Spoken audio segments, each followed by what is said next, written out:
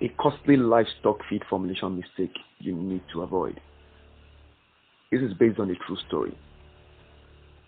My name is Tayo Sholagbadi. I'm a digital nomad and location-independent entrepreneur, but I function as a best practice farm business support specialist, serving farm CEO clients across Africa and outside Africa. Inquiries from livestock farm business owners regarding my best practice farm business solutions continue to reach me from within and outside Africa.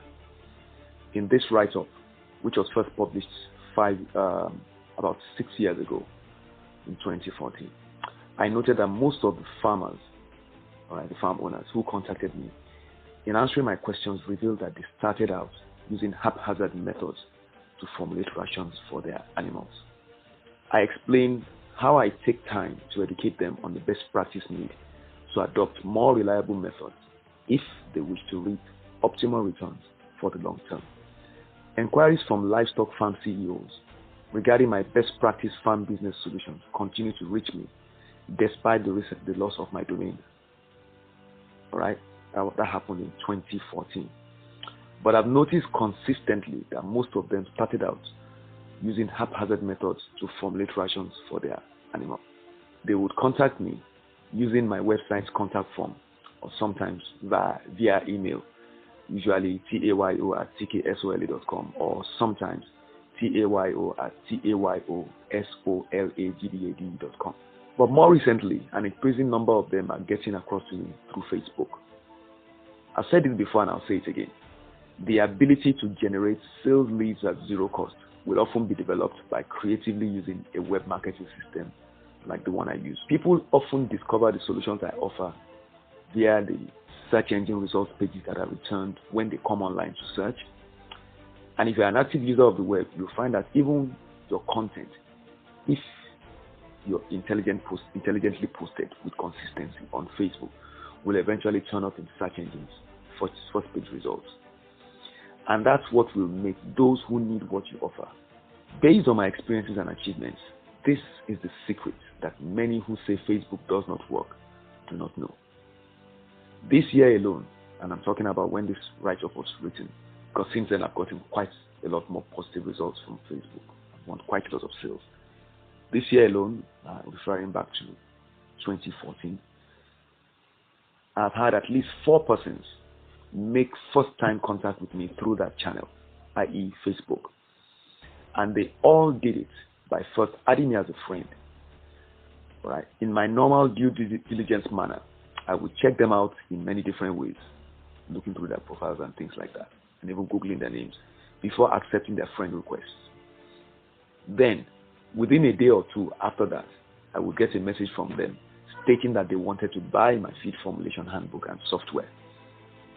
The most recent happened just last week, and it is noteworthy because the rest of my online presence as is related to spontaneousdevelopment.com was gone as of that time. On the right of the screen, you see that I keep having all these screenshots of email messages from different people who have inquired from different parts of the world. Okay, they keep changing. So with every slide, you see there's a different one, just to give you an idea. And if you look at the dates, you see that these are things that have happened as recently as even this week. Because I'm speaking to you today on the 22nd of November 2020 about something that I wrote in 2014. But I'm using screenshots from email messages I've received over the last maybe few months. So you can see the power of the web marketing system I described. All right. A+.net at that time was my hosting company, had taken over my domain as at 4th of May 2014. It was quite a traumatizing experience for me. So I had to rebuild everything onto tayo.com within a space of about 2 weeks. But I had the skills, I had developer skills, I self-taught myself. I was self-taught, so I was able to make it happen. But then the search engines took over as I created more content. So this person most likely followed the trail from my Facebook posts about those products on my profile and also on my cost-saving farm business ideas page to get to me. You must remember that at that time, all the posts I did then was with the URL spontaneousdevelopment.com. But since that URL had become disabled, anybody that was clicking on it would not get any response. And so this person with determination actually had to follow my profile and reach out to me through the message inbox. That's a reflection of how serious they were about making the connection with me to make a purchase. That's the power of the web marketing system. Eventually, because I normally request that, we spoke on phone. I got him to call me, and he asked me if he needed to buy the feed formulation handbook along with the ration formulators of formulation software, since according to him, he had already been formulating rations successfully. That prompted me to ask him a few questions as follows. 1. When you say you've been compounding rations for your animals, what exactly do you do? He replied that he would simply measure out a particular amount of the different ingredients to be used in the ration, grind or mill them, and then mix everything together. So I asked him another question. Sorry, do you use any particular ration formulation technique like piercing square? And just for the awareness or knowledge of the listener, my application uses the piercing square technique, but it uses the advanced one that allows the use of multiple protein sources and ingredients. So it's not the one that just requires that, only allows the use of two main ingredients and all that. That's cumbersome. So this one uses weighted average and all that. Weighted averages and all that. All right. So the question I asked him next again was, do you use any particular ration formulation technique like piercing square, linear programming, etc.? He said, I don't really use any of such techniques. I just take specific amounts of ingredients I want to use, and I mix them to get what I want. That was quite revealing for me. He admitted he was not familiar with those techniques. So I asked him another question. This was his third question. How do you check the nutrient composition of the ingredients you use to accurately work towards the correct values in the final ration? For instance, do you conduct laboratory analysis of ingredients you use, or do you use values obtained from literature, e.g. books? He replied that he used values from books. At this point, I told him his answers indicated he would be better off buying the feed formulation handbook. You can see the way I was able to assess. It's called a needs analysis. That's interview, that's a questioning session. I call it a needs analysis session. I use it generally in profiling my clients and deciding where exactly they need help and what kind of help they need. So I was able to identify what he needed rather than just being a salesman and just pitching everything to him.